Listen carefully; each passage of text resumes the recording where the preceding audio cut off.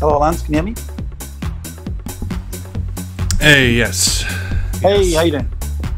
Doing good. Just give me one more minute here. Oh.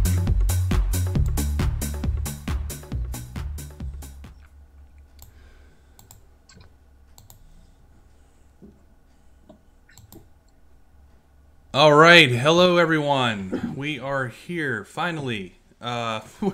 Me and Chris were having a nice little interview and then realized that we weren't live. So, yeah, that was interesting. Not at all what I expected. I appreciate you dealing with that, Chris. That's cool. So I'm going to start over. So you may have heard this already, Chris. If you have, just bear with me. All good.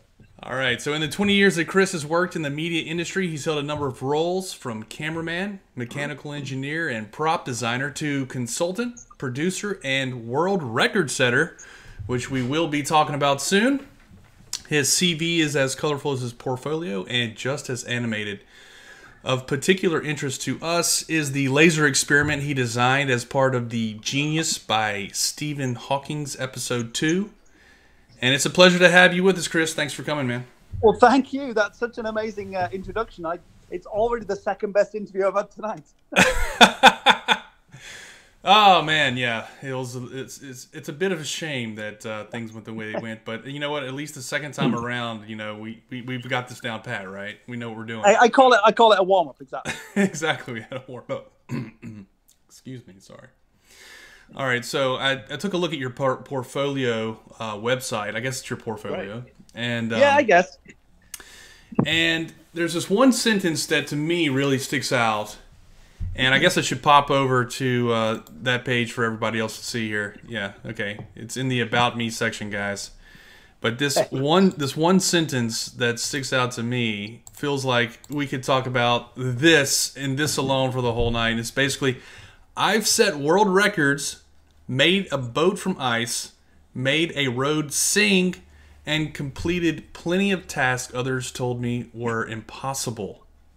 So can you kind of like give us the bite-sized version of that so we don't have to spend the whole night on it? Because we could easily. I mean, yes. Well, I don't know if there's a bite-sized version of that. Really, it's just I've been very lucky to work in, I think, the best genre of television for it's just 19 years now. It's coming up 20 years, so I tend to round up. You know, when you get close to a decade, you're like, I'll round up. So it's for that long I've worked on just such, you know, the best shows, and I sometimes pinch myself that I've been paid to do these cool things. So yeah, that's the bite-sized version, I guess. Yeah, well, I would say that your job is, in fact, a dream job. I mean, I can imagine kids around the world going, man, how do I do that? And so how would you tell kids to do that? It's a great question. How do you get into There's no job application for the job I do. There's no like, you don't the job doesn't come up. You have to fall into it, it's kind of sad because you can't apply for it. It doesn't exist. You have to just fall into it, and it comes from, I think, just it's something I would give advice to anybody who wants to just do something different or like this. If you don't like what you're doing, change it. It sounds like a very simple kind of mantra, but I do believe that if I'm doing something I don't like I'm doing, I'll do something else, and that's not selfish. It's to make my life interesting. I'm not going to be here forever. So I'd best make sure the day I have today is a good day. You know what it sounds like to me? It sounds like there's this void where you should have your own YouTube channel where you're teaching people how to do what you do. I mean, you know, that's not bad. You could do that. I could give out advice and, you know, kind of absolutely mentor people. But it's just that. It's just about make sure you have a good day at work. And if you don't, think about doing something else. Exactly. And you'll fall into what you then consider to be the best job in the world. And you just will. And that might be being a nurse. It might be digging holes in the road. It might be being an astronaut. It might be the best job to you because you kind of evolved into it. So, well, I definitely love that positive energy, man. I mean, that's a very good attitude to have, and I really appreciate you sharing that with us because a lot of us do kind of get into, you know, a rut sometimes. But if you have that mentality of just, you know, doing the best possible thing you can that day and have fun doing it, I think it's a really positive attitude. it is obvious to remember that people are stuck in ruts of makings that aren't their own, and often it's not easy. It's easy to say do something different to make yourself happy, Right. but sometimes people can't. But there is a way of staying positive with the cards you're dealt, and making a change from that point onwards. You can always make a change from that point onwards, even if it's a rubbish place to be. You can make a change from that point, and that's the kind of stuff. That's how I view it. I love it. Okay, so your ideas. Do you bring them to a production company? Does a production company come to you and say, "Hey, we had this idea. We need you to build it"? How does that work? How does that whole flow work?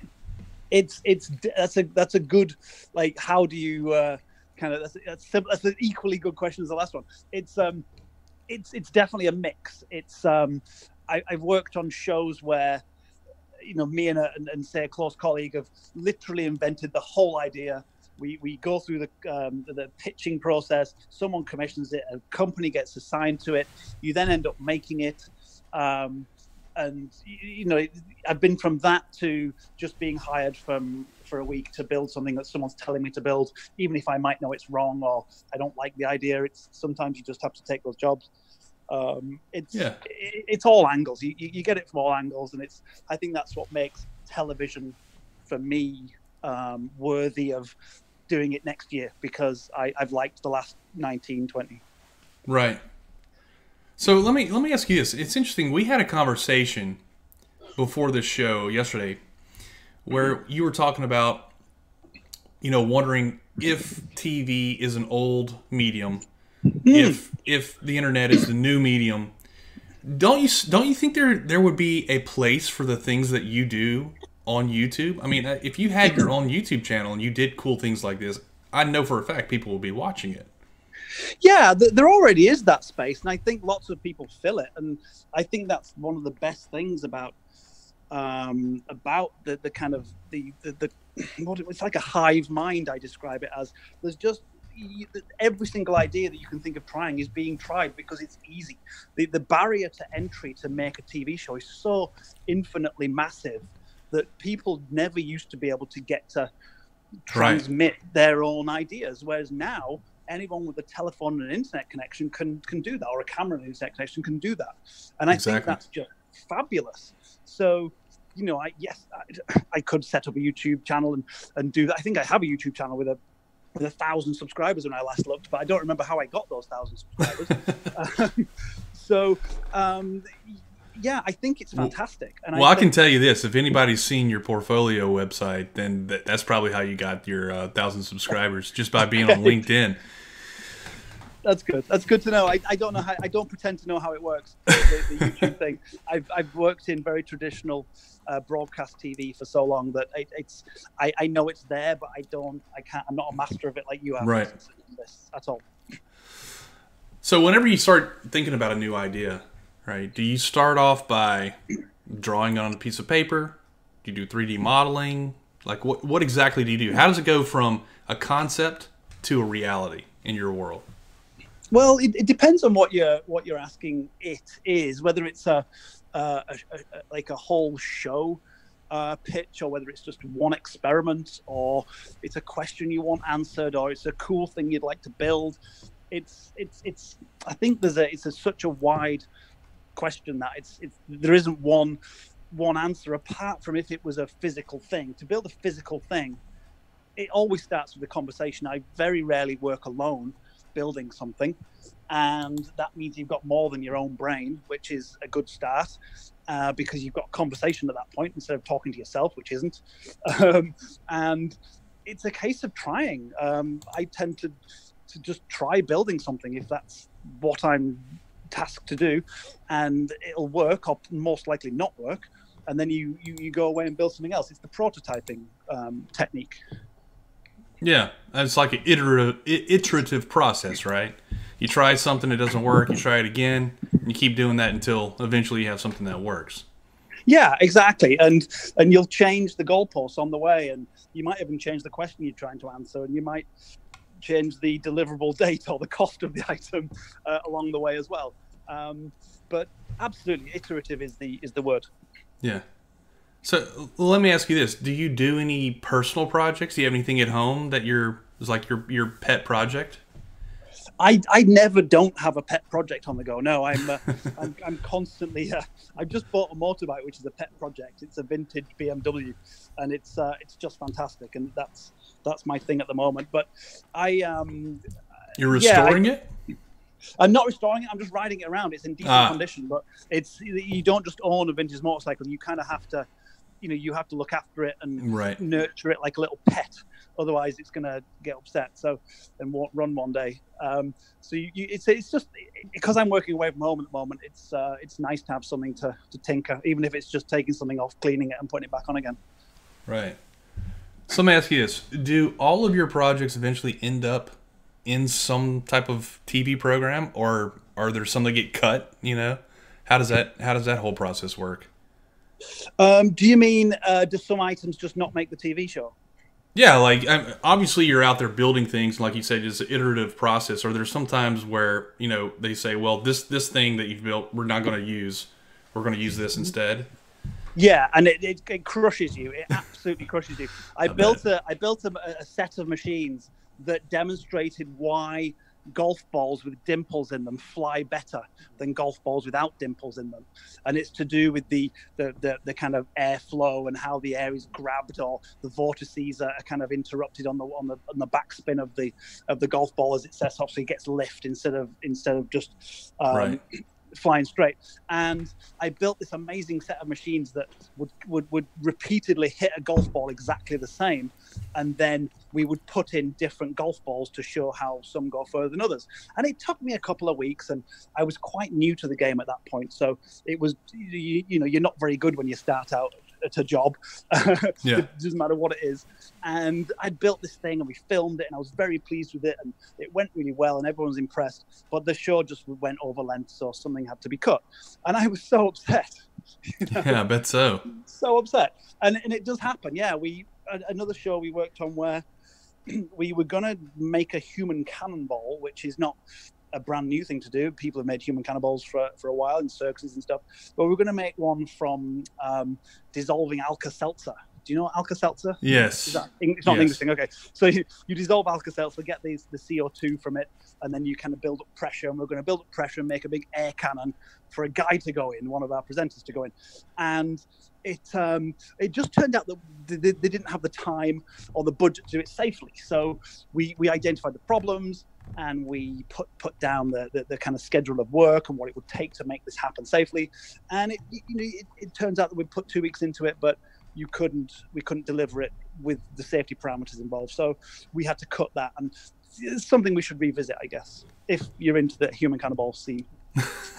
Well, of course. Who wouldn't want to watch that? Right, exactly.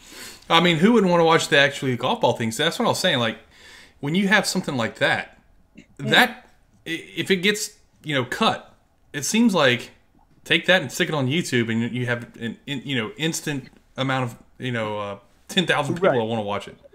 That's cool to know. I mean, maybe if the TV stuff dries up, I'll just sign back onto my YouTube channel and do some of that.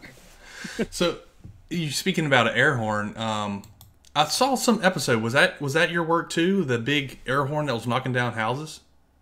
Yes, it's called the vortex horn or whatever. Vortex cannon. Now that's vortex cannon.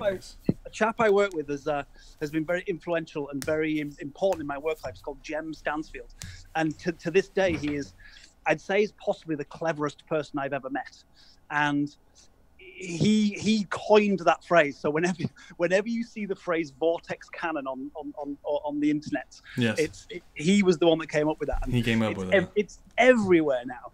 And we made this thing that was actually a reproduction of a Victorian device, and the Victorian types were building these to disrupt hail clouds. So the hailstones would fall on crops and destroy crops, and the Victorians came up with this hail cannon, and it basically shot a vortex of air a mile high, and it would, in theory, blow holes in the clouds and disrupt the hail.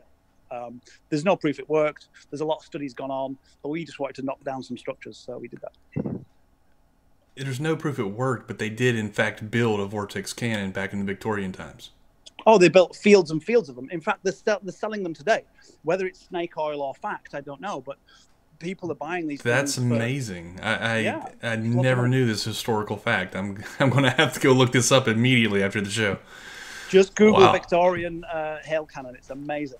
Wow, that's amazing. It's a big industry today. There's the crops industry is huge, and people spend money trying to make good crops. That's incredible. Like, you just kind of blew my mind right there. I'm glad I did that. That's good. Yeah. So, obviously that vortex cannon, to me, I mean, I'm looking at it as an outside, guy just that have never done any mechanical engineering other than creating a doghouse in my garage, right? Right. Okay. That's good. So I see this vortex cannon and I'm thinking to myself, like, what did it take to actually accomplish this? Because even the model one that he built in the very beginning, who was that guy's name? What was that guy's name? That's Jem. So that's my good friend Jem Stanfield. Yeah. Okay. So he builds this, this model and the smaller one, which I would already consider to be really, really cool, right? But even before going big with it, and how long that alone would have taken him versus building the actual full structure of the metal one. How long did it take to actually accomplish that task, to build that entire big one? Yeah, so it goes that there's three of us working on that show. There was Jem, who's the presenter, and he's not just a presenter. He's making it just the stuff that is the same as we are. And then there's another chap called Jim that was working at the time. So there's three of us on the show. So that's 3 man days, if you like, per day. And we probably spent about a week and a half just playing around. We probably made 3 or 4 of those smaller versions just to investigate what's going on. We were using acetylene to accelerate, to expand, to ignite, and then expand and accelerate the air to make the vortex to shoot out at supersonic speeds. So we played around with different gases. We would have used propane probably because it's easy to get. We might have tried something stupid like hairspray just because. And then acetylene is so like the king of expanding gases when it explodes that it was the natural choice. So that was probably a week and a half of 3 people to make a working demonstration that then you can take to a production company and say, this works. Look, we've done it. We can visualize the ring. We know it's going really fast because we've used a slow-mo camera. So we've tracked its speed. We're confident it will scale up, and give us a chance. And they did, and we built a big one. And the big one probably took another week to build, so that's another 3 man weeks. So it adds up in time. You don't do this stuff overnight. Yeah, that to me was very impressive. Just a fun toy, right? I mean, that's essentially what it was. It was great. We were so scared of it, though. We were so scared of that it would blow up. No, it's standing in front of it, getting hit by the thing. Because you've got no idea. Like, nobody's that we'd ever spoke to had either built or got hit by one of those things. So we just, even though it's probably not going to hurt you, it really might do. Internally, you just don't know. So yeah, I mean, it's knocking down bricks. I'm not going to stand in front of it. That sounds like a bad idea. There's a YouTube video of it doing its thing, and it knocks over some stacked up bricks. And I'd say 95% of the comments are critical that the bricks weren't cemented together. Oh well, of course. Yeah. And I thought that it's air, guys. It's air knocking down bricks at 100 meters. How far away was that actually? 100 meters is probably about right. 300 feet sounds about right. Yeah, I was like, wow, that's crazy. Yeah, that's pretty impressive. All right, so speaking of critical comments, and we're kind of getting to the meat and potatoes here. So this series, Genius by Stephen Hawking, is one of my subscribers actually introduced me to you, and I don't know if I should share his name or not, but I'll ask him later. Okay. But anyway, he introduced me to you, and of course, I didn't know who you were exactly. But once I found out who you were and like why why it would be cool to interview you, I was like, well, yeah, we definitely got to get this guy on the show. So, the Genius by Stephen Hawking. What exactly was your role for that show? I mean, I know you ended up building the laser experiment, but what was your role? Just that experiment, or were you a producer, or what were you doing in that show? So I built a number of things over a number of shows for that. So my kind of my show title, I guess, would have been engineering producer. But that's a very loose term in the industry, because a producer is usually a very specific role where you're very Cutting across room floor type the thing. whole umbrella of the content, whereas I was very much focused in on the visual demonstrations of stuff. So I see. Yeah.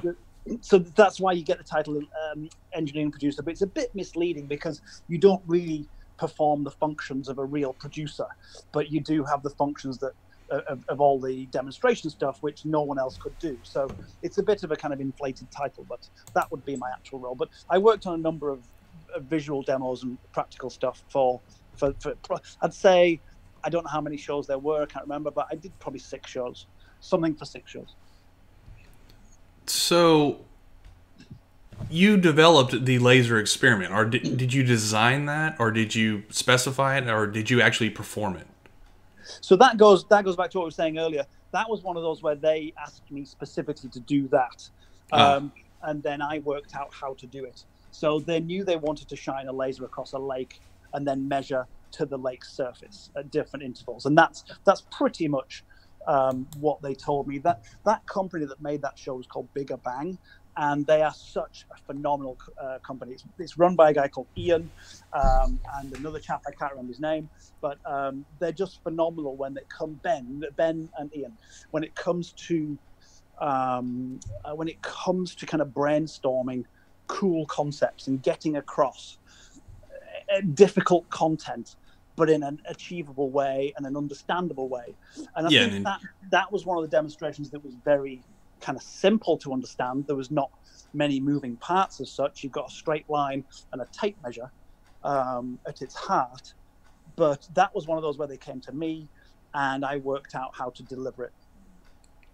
So did you ever consider the possibility that it wouldn't result in a globe Earth observation?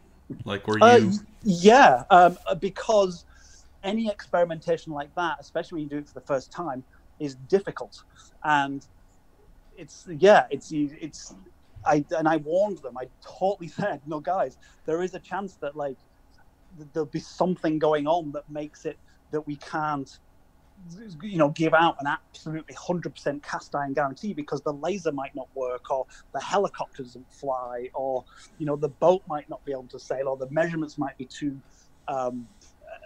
scattered because of movement waves or something. So I couldn't actually guarantee with a degree of certainty that you'd get a proper result there. Yeah. So it's interesting that you say that, because from the outside, it looks like the result was almost too perfect. And I mean, this may surprise you or not. I don't know if it does or not, but flat earthers, of course, were criticizing certain aspects of the experiment. And would you mind addressing that? Yeah, I mean, it's I'm pleased about that. That's good. I think that everything that everybody sees should be criticized. Right. Pretty much all the time. If you're believing what you're told every single minute of every single day, then you're not gonna, I don't know what you're trying. I don't know why you would do that. I don't know anybody that exists not questioning what they see in front of them. So that's good. Right. I'm glad. It's just a subject that, seems to have a lot of interest on the internet. So you would say that you yourself are a critically minded thinker, a skeptical minded person, that you're going to question things and try and understand them for yourself. 100%. It's I think I'm one of the most critical people I know, and it's skeptical, and I think scientific process isn't perfect. And I see it that when I'm kind of asking myself to form an opinion on something that I don't actually know the answer to, you have to go with what you think is the most overwhelming evidence. And I, to maybe skip forward a bit, I do get it when people question the shape of the thing they're stood on. But in my mind, the overwhelming evidence is there. And now I'm one of the rare people that has actually performed an experiment to prove it to myself. I'm not an astronaut. I haven't gone to space, so I haven't done that thing. I've shone a laser across a lake and looked at it through a telescope and measured to the water surface. So Right. I proved to myself. If other people want to criticize that and do their own experiments, great. That's fantastic. And that's really the scientific method, isn't it? Repeatability. I mean, other people can go and perform the same experiment if they really want to. Yeah, absolutely. I was shown or guided towards another group of people that had done the same experiment in a lake in Europe somewhere. Are you aware of where that country was? There was one in Hungary done by Flat Earth Core. Yes, they were trying to do it, but I think they ultimately failed and didn't have a good result. But it was so pleasing to watch. That was one of the best videos I've watched on YouTube, because they had the same problems I did. As I said earlier on, these things never go right first time. Mm-hmm. And to turn up to a lake with a laser that you've kind of tested and an idea that should work, and some people have just come together for that purpose, and then to have a limited time to try and pull off your stunt, it's difficult. And it was great to watch those guys have the same problems I did of, the boat moving around and communication and the laser diverging and right. just the usual stuff that they never commented on. And to be fair, the Stephen Hawking show never commented on either. It's TV that wants to be slicker than that. But right. it's the scientific process, and it's about how it's not perfect, and it's your best guess at the time, and you need to repeat it and go back, and your theory needs to be scrutinized, and it needs to survive scrutiny. Yes, that is a very valid point right there. It has to survive scrutiny. Yes, I really like that idea, or that way you worded that. So, okay, going back to the criticisms. So the first criticism, there are basically two main criticisms. The first one was that the laser must not be level. The reason that you're seeing the laser go up on the boat is because it's not level, and right. You're pointing it up. And so as you go further away, of course. So can you just comment on that? Like, what are your thoughts on that? Yeah, and that's a comment that comes from a lack of understanding. The laser is a straight line, and the idea is you're measuring to the thing below the laser. The relative angle between the thing below the laser, i.e. the lake, and the laser itself is kind of irrelevant. What you're looking for is a certain shape when you measure to the lake over a number of spots. So it's whether right. It's pointing up half a degree, whether it's pointing down 0.1 of a degree, is not relevant at all, as long as the laser doesn't hit the lake and you're interrupting the beam, and as long as you're not pointing too high that you can't measure it. But then we had a helicopter, so we were okay. So the comments that the laser's not level it's an obvious thing to say from a point of not understanding the basic kind of theory, and that's maybe because we didn't explain it properly. The editing process is out of my hands, unfortunately, and I have my own criticisms of that particular item, and I think we glossed over some things that needed explaining more. But it's such a long time ago now. It's interesting talking about it. Yeah, it's interesting what you're saying. I think the point that you're trying to make is that even if the laser was pointed up half a degree, it would still be a linear slope. You would still see, when you actually graphed it on a graph, it would still be a linear slope and not a curve. And if you actually do the measurements, it's a curve that you're measuring in your video, and not a linear slope. Exactly. The problem would have been if we only took two measurements and we showed that the second measurement was higher than the first and claimed a round Earth. That would have been flawed. But as we took multiple measurements and we plotted a curve, the actual angle of the straight laser is sort of arbitrary at that point. It doesn't matter. Totally agree. That's a very good point to make. Okay, so the second one, which was, I think, maybe a more valid criticism, is that the final result was too in line with the values that are supplied by common curve calculators that people use these days. I'm not sure if you're familiar with them or not, But there are people like Mick West, which I'm actually going to show on the screen. You can't see, obviously, but Mick West has this curve calculator where if you put in the distance that you guys were talking about to the helicopter, and you put in just this, it starts off with a default height of a 6-foot observer, which your guy was apparently not at 6 feet. But if you look at that, then there's this calculation for drop, and that calculation is exactly 24 feet, 24.01 feet. And so all the flat earthers, I'm not sure if you followed any of the hype with the flat earthers about that, but all the flat earthers were saying all they did was go to the curve calculator and throw out that number, 24 feet. So what are your thoughts on that? Where did that number actually come from? And also, which part of the helicopter is actually at 24 feet? Is it the bottom of the helicopter, the top of the helicopter? Like, where is that measurement being taken from? I remember having this conversation, the exact helicopter conversation with the helicopter pilot, because I was very interested in that. It turns out it's the bottom of the skid, and that's because they have all kinds of sensors on the skids about where they are on the ground, and if they're going to hit uneven ground, one skid will hit before the other skid, and that's very important when you try to land your helicopter. So there's a whole bunch of sensors right on the bottom there, and to my understanding, that's where they measure it from, right from the kind of bottom of the skid. So, and to the other point about how accurate it was, it's a very valid point, especially when I've said how difficult this thing was to pull off. And as I said, I wasn't involved in anything of that, and for me, it did seem a little bit slick. I wish I could remember the actual figures on the day. I can't, because it was such a long time ago. I didn't make notes of that stuff. I had other things to do. But I remember very, very clearly that it was right. I remember that without knowing the specific figures and details, I remember us being so excited that, oh my God, this is working.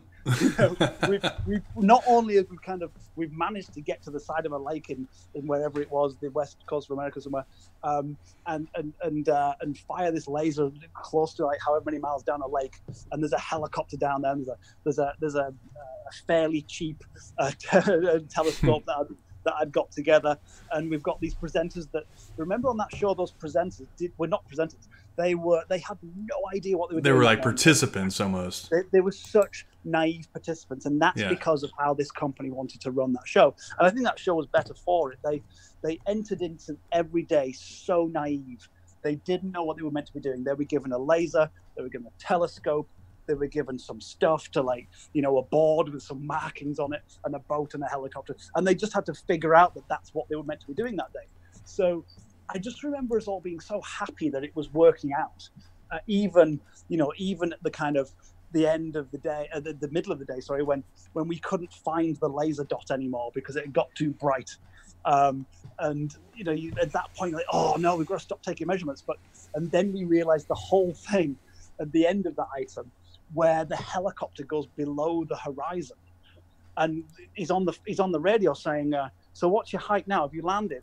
And he tells you how he's still in the air. Yeah.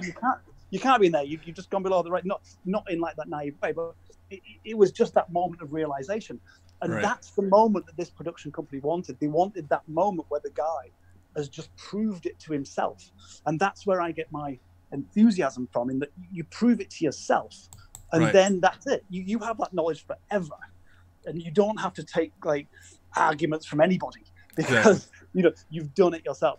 And I think it was more the overwhelming sense that it worked, rather than, you know, the numbers, the accuracy, the this, the that, the other.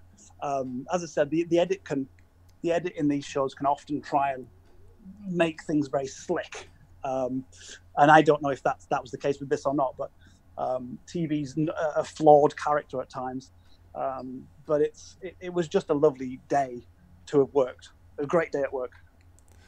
Well, I'll have to say this is that I was kind of surprised that how exact that number was, and I was trying to figure it out in my head, like, okay, is that from the top of the helicopter to the bottom of the helicopter?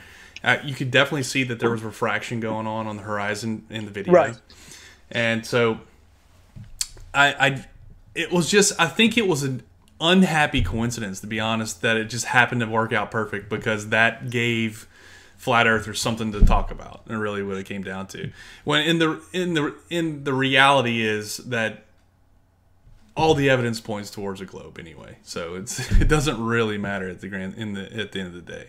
And Well, you could obviously see the helicopter going down below the horizon and not being on the ground, and that should have been enough right there. And for me, that was the moment where we realized we'd and I think it's probably because the TV channel wanted a big laser on their show, but for me, we'd overcomplicated the whole thing, in that you can prove this much easier than lasers in the middle of the night and all kinds of lining up and expensive stuff, this, that, and the other. You can just watch something disappear and then climb higher and see it again. Right. And to me, that's like, I don't know. I don't know if that wouldn't be enough proof for most people. Well, it is enough proof for most people. Of course, they try and conflate and they try and obfuscate what you're actually seeing there by saying it's some type of optical phenomenon. You know, that's what they do, and that's, again, I think that's okay.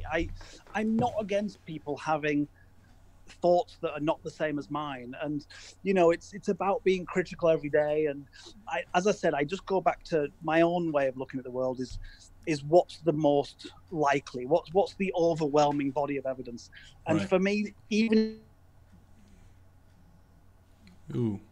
lost you. Ben looking over bits of evidence and this, that, and the other. Oh, hello, can you hear me? Yeah, I hear you now. It broke up for just a second. I'm sorry. Yeah, I think for me, as I said, it's just what is the overwhelming body of evidence, and that's where I'll be until I find another overwhelming body of evidence. And as I said, I'm lucky that I've actually carried out this experiment, and I feel I've proved it to myself. If other people aren't convinced, then buy a laser, go out and try it. Well, I can tell you, it's interesting that along those lines, that whenever I first started doing my observations, I literally remember closing my eyes and thinking, what would it take? Like, what geometry am I looking for to see this curvature?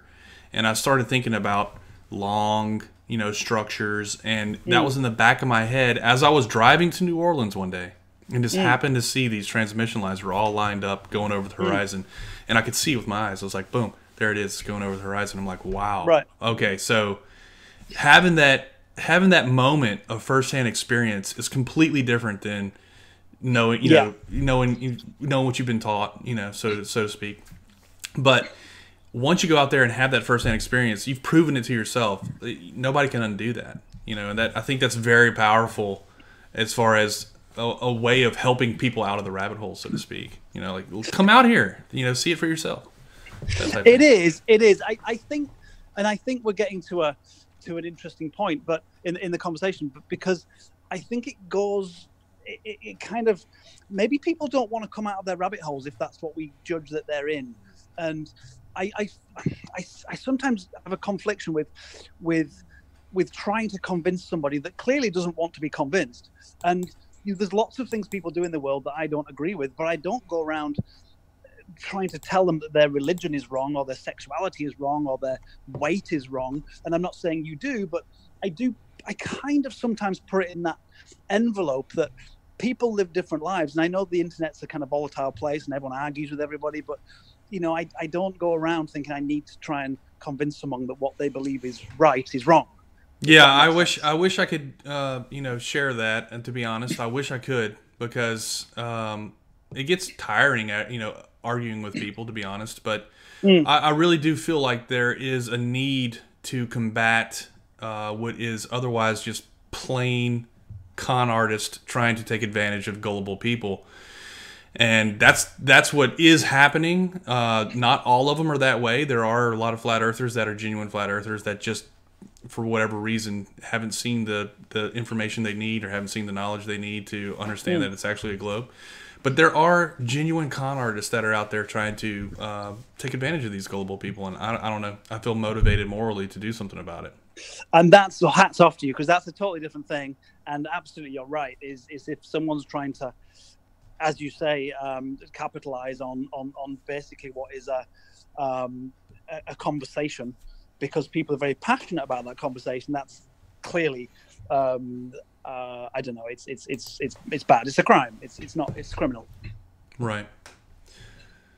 Well, let me ask you this: are there any other conspiracy theories that you personally, or maybe even Flat Earth, have you ever thought about exploring some of these other conspiracy theories, like say chemtrails, for example, or anything like that, from a scientific standpoint? I have an attraction to conspiracy theories, I guess, because I'm a curious person and don't believe straight away what people might tell you.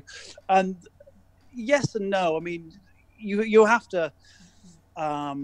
Sometimes in TV you have to go with the workers, which is a sad fact. You can't always do what you like to do, but I think aliens is interesting. I think extraterrestrial life. I'm not. I don't think it's crazy that something in the past, however many billion years the Earth's been around, something hasn't been here already. For instance, only because I don't know. I don't have an overwhelming body of evidence in either direction, so it's a 50-50 shot at that point. Chemtrails, I don't really have an opinion on that. It's not something that's.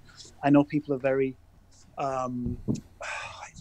passionate about that. I feel it's like, if you're gonna believe that, why do you believe anything? I was thinking the other day about static sparks, and if you think of what it takes to make a static spark, which is to rub a balloon on your head and stick it to the wall, and then you can sort of rub a piece of nylon with a furry glove, and then that'll create a little spark. And then you tell someone that lightning is just a static spark, they'll think you're crazy, but that's what it is. So, what do you believe and what do you not believe? So again, I think that comes under the kind of marketing to gullible people heading, in my mind. Well, there's a lot of things that you just don't know the scale of as a layperson. I mean, be honest, 24 miles, like I'm thinking about the Lake Pontchartrain Causeway right now. 24 miles is a really hard thing to grasp. It's when you drive 24 miles, it takes you 24 minutes at 60 miles per hour. Right. And to understand that you're looking at all that distance in one photograph, it's hard to really wrap your head around that. And so I understand that the intuition is kind of missing, because we don't on a typical basis see long distances. We don't see these type of scales in a way that we can wrap it all into one frame, And I think that there is something to be said about communicating that to people in a way that is intuitive and helping them build their intuition in a non-confrontational way, because there are a lot of people out there that are they just can't wrap their head around it, which makes a lot of sense. It is something that's hard to wrap your head around. I mean, think about the idea of bacteria, for example. It's hard to wrap your head around that there are things that are so small that I can't see them, and if I take out a microscope, I can now see them. Right. It's the opposite direction, but it's the same concept, right? And so I think it's reasonable to expect that a lot of people just won't have that intuition to try and, help them provide that intuition, because I do have an intuition for that type of thing now, because I've spent so much time doing it, but there's other people that won't necessarily have that intuition. So I guess the way I feel about it is helping those people that are riding on the fence kind of develop that intuition and know, like, okay, I can go see this for myself. That's important to me. I guess that's why my channel exists. I do want to get away from Flat Earth, to be honest. I really like the photography and the science and the astronomy that I like to do as well. And the whole Flat Earth thing has kind of run its course, in my opinion. I think we've actually defeated Flat Earth for any rational-minded person.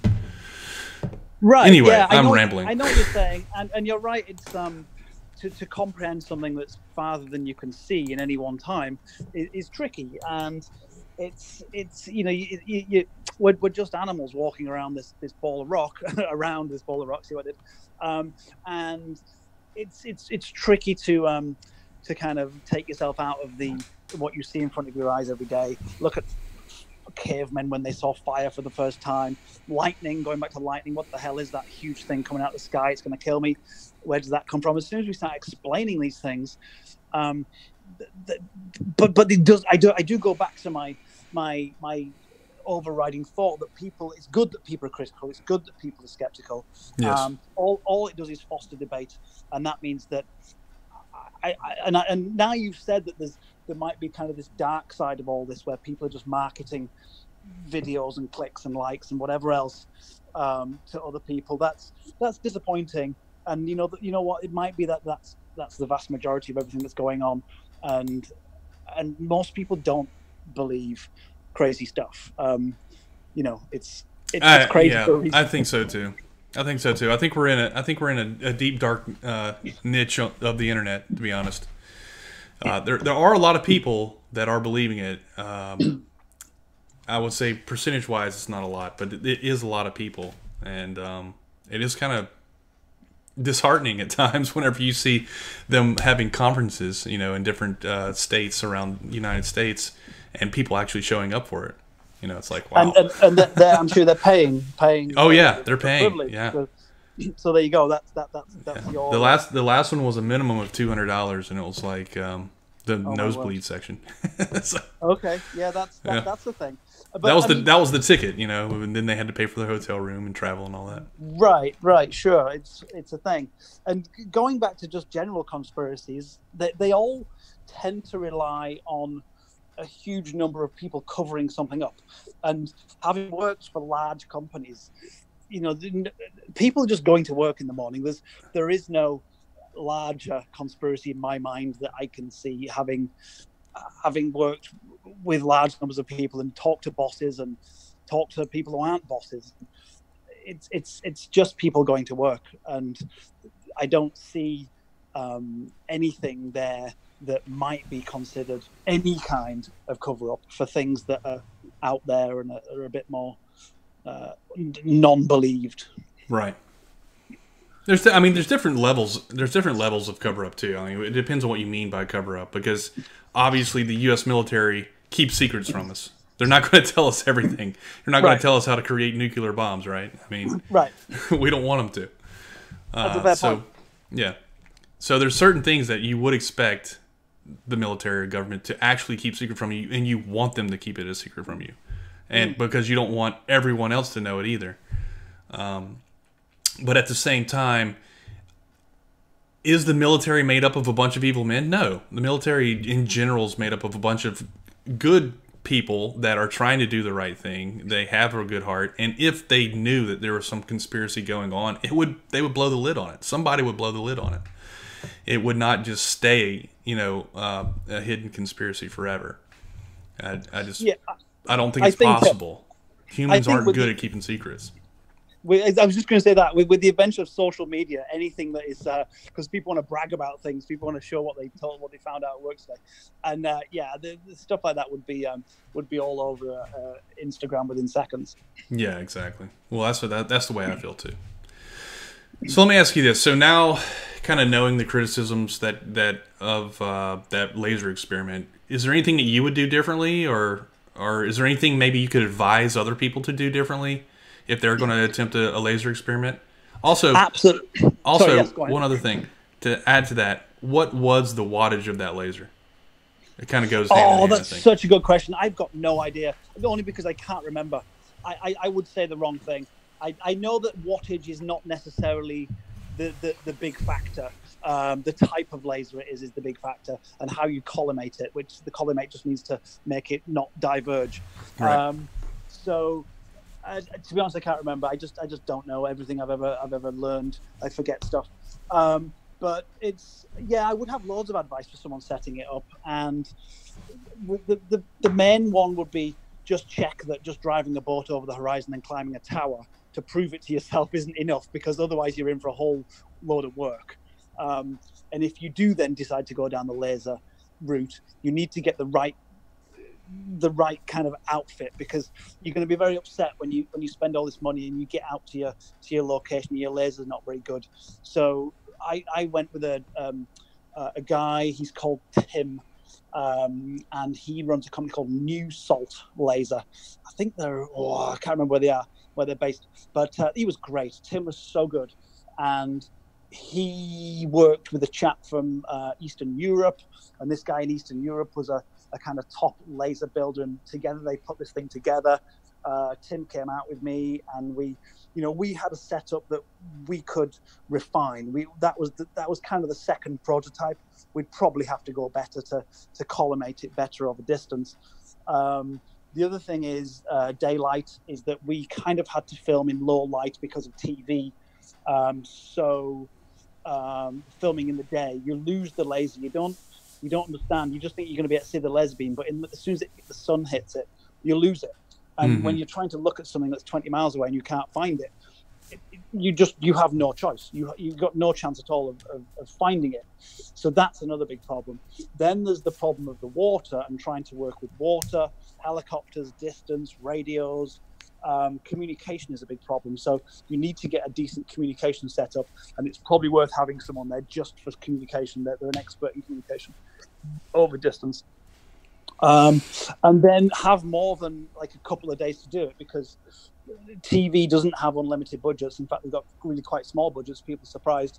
And we just couldn't stay around for too long to do another morning or evening shoot. So, once we got our results we got from the time we had to pack up and go home, and that's always a shame. So that's probably my advice. Yeah, I mean, we all understand the budgets, that's for sure. That's not a new thing. Yeah, so we actually had a lot of luck with communication in that I had basically a live stream going like I have going right here, and we had a Hangout, a Google Hangout that was just running in the background, and the guys would call in, from their cell phone, and over the Lake Pontchartrain Causeway, there's telecommunications, so they could just call in on their cell phones, and it worked great. And so that, you talk about 24 miles of good cell coverage, and they were able to call in and participate in the live stream, which I was streaming from the hotel room, so I had pretty good bandwidth there.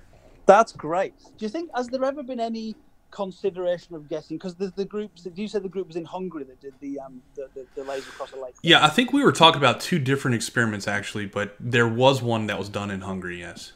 Okay. Is there ever been any thought about the two groups getting together? Someone who has one opinion on the shape of the Earth, and another opinion, and doing a co-production? Yeah, we just did this in January, early January 4th, 5th, and 6th. We did we called it Globe Earth Tourism 2019. And we invited flat earthers to come, and there were actually 3 flat earthers that said they were going to come, and they all backed out before the end of it. Now, to be fair to one of them, he eventually became a globe earther. So, I don't really know what. Maybe he was having some conflict going on right there about it, mentally. But so it worked out really well. I live streamed for like 10 hours from the hotel room and recorded the Lake Pontchartrain Causeway for those 10 hours on a live stream. And this actually kind of brings up something that maybe I can ask you. How do I get? Because I see these things coming up on like National Geographic, for example, just had a thing. They just released something in January with Flat Earth. ABC's reported on it. CBS has reported on it. You guys did a thing, right? And I cannot, for the life of me, to get my footage out there. It's amazing to me because like the flat earthers hate me. The very same flat earthers that get interviewed by ABC and CBS and stuff like that, they hate me because of my footage, because my footage devastates their theory, but I cannot get it out to the general public. Do you have any advice for me? Like, how can I actually get someone that has some pull to look at this? It's such a good question.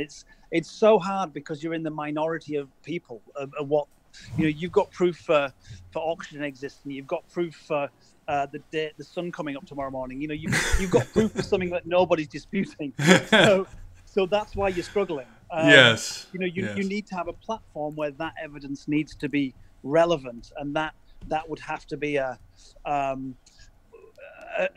if we're going to talk TV, a TV show where where say that debate is interesting to watch. So not necessarily your results particular, but the debate is interesting. So it would be maybe a larger conspiracy theorist based TV show, or something about out of the ordinary ideas.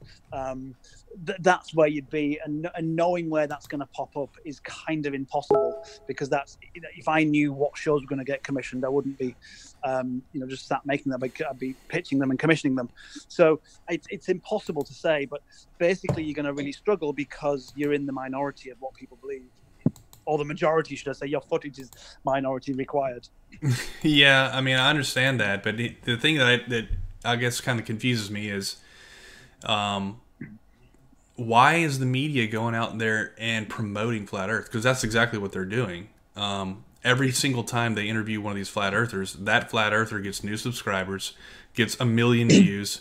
They're basically promoting this con artist, and that's what they are. Mark Sargent, do not think for 1 second that Mark Sargent is not a con artist. He is. He knows the Earth is not flat. He knows the evidence against it, and yet he still promotes it because he's making money off of it. Because he's making money off it. That's it. I mean, if you asked 100 people which TV show they're going to tune into, the one that shows the guy saying the Earth's flat, or the one promoting the guy that says the Earth's round, they're going to tune into the Flat Earth guy because he's not what they believe. It's a different thing. It's right. I don't know. I think it's so tough. I think you're doing. It's the train wreck. You've obviously got thousands of subscribers who like what you're doing, and I don't know, keep doing it. Yeah, I mean, that's what I'm going to keep doing it. I'm going to move towards just the photography aspect of it, because really I think I could probably get more subscribers just from talking about it in the context of photography than talking about it in the context of Flat Earth, because for whatever reason I cannot get the media, whenever they go interview a Flat Earther, they will not bring up my footage at all. I don't even think they're aware of my footage. Right. And I saw it seems like a fair balance would be to bring up somebody else's footage that is from the other side, but that's not really what the media is after. They're more after the I don't know, the shtick. It's salacious.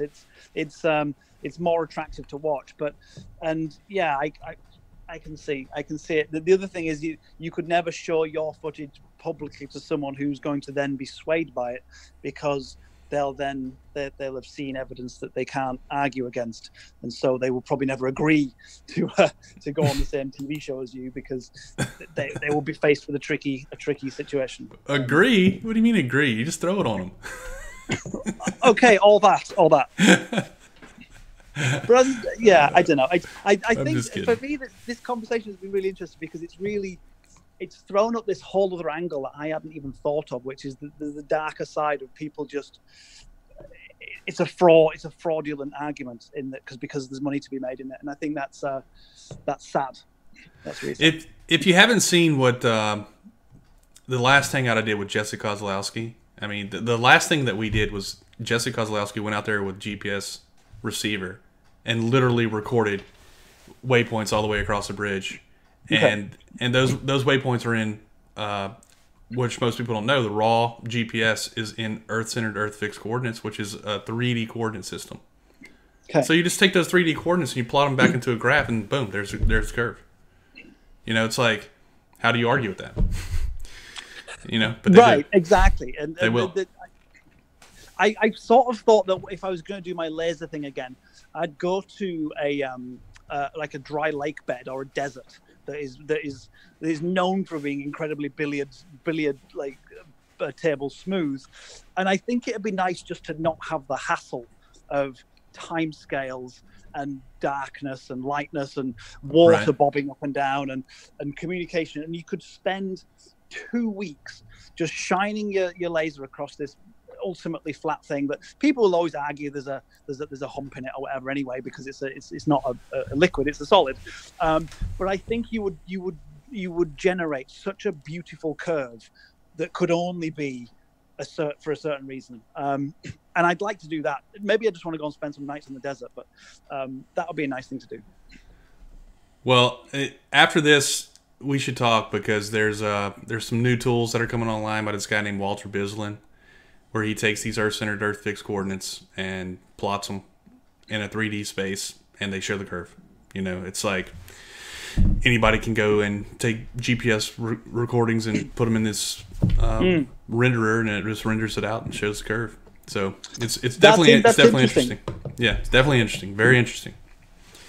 Well, yeah, I mean, we have a collection of satellites around the Earth, the GPSing every single tiny point, and that technology is only getting better. I know it's flawed. I know that certain GPS is not as amazing as other GPS. So as technology improves, then that's only good for people learning stuff that they didn't know. Yeah, of course. By that time, we'll be having trips around the moon, right? SpaceX will be flying people out there. And then we won't even be having this conversation anymore. Right, exactly. Wasn't there a guy? What happened to that guy who was building his own rocket to prove it for himself? He launched. But of course, he didn't go any higher than like 1,500 feet or something like that. It wasn't very high. Oh, okay. Yeah. But he did launch. It was mostly just like a daredevil stunt. Mostly is what it came down to. It's pretty impressive that he did it, though. I mean, amazing. It's amazing that he built that thing in his backyard, you know? I love that. That's incredible. Exactly the type of stuff I love. I'm so pleased. I'd like to talk to that guy because he's gone through a journey there, and he's probably an interesting chap. Absolutely. Yeah. That's a good idea. Might have to get him on the show. Chris, it's been about an hour. I really appreciate you coming on the show, man. I started looking at your website and I was like, wow, this is really interesting. Like, I really love the stuff that you do, and just you're an interesting character. I really appreciate you coming on the show. You made my channel a better channel. Appreciate that. Oh man, thank you very much. This is I never get to really do stuff like this. I just go along doing my little job and I do some cool stuff. I know that, but it's very interesting when something resonates and you get to take it beyond what it was, because these TV jobs are always too short. That you never get to the bottom of a big thing, and you always have to pack up your tools before you've done the final thing, or the director's happy with that take, but you'd like to do another one because your machine will work better. So it's nice when something comes back around and to relive it. I enjoyed that job. It was a really nice little task. Well, it definitely sounds like a dream job to me. I can tell you that. It sounds awesome. Just building fun stuff and blowing things up. I can do that. Exactly. It's less blowing stuff up than you might think, but I have blown stuff up, and it is a nice day at work. So, I would like to invite you, if you ever feel like coming out here, to see Lake Pontchartrain Causeway. If you ever decide, hey, I'd like to go and see that for myself, come on, and I will bring my kit and let you look through it, and we'll do it right. So that would be amazing. I would love to do that. Absolutely. And New Orleans is a fun city to visit for a weekend. So if you ever get the urge to do it, just let me know and we'll meet up. All right. Well, that's great. I'll be in touch. Okay. So before we get off stream, though, I feel like I should at least go and try and read the chat. Maybe make sure that we didn't miss any obviously valid questions. It's been a long stream already, but I'm going to try and zoom through it real quick. You mean people actually listen to this? Yeah, there's people actually listening to this. There's people in the chat right now. That's amazing. Well, hello to them, because to me, it's just me and you having a conversation. Yeah, I know. And that's the best part about it. Excellent. Okay, so let's see. Okay, guys, I'm only looking at super chats and at mentions, so if you don't at mention me, I'm not going to see it. Dandy gave me a $2 super chat. He said, "Oh, and Oliver has run himself over." I have no idea what that means. Nope. Oh, Jen, yes. Factard is actually saying, asking what the wattage of the laser was. I think we already hit that. And yeah, Jen also asked, we don't know. Let's see any other at mentions. Somebody's asking for a mod. Yes, so Heat Shield actually brought up that don't forget about Jeranism, saying that after being proven wrong, anyone would continue to lie to protect their income. So Jeranism is one guy that has literally said, okay, if I see this, then it's a globe. If I see that, then it's flat. And he saw what he predicted to see for a globe. This is back in 2017. And he's still promoting flat Earth, And his partner in crime, so to speak, his name Bob from Globebusters.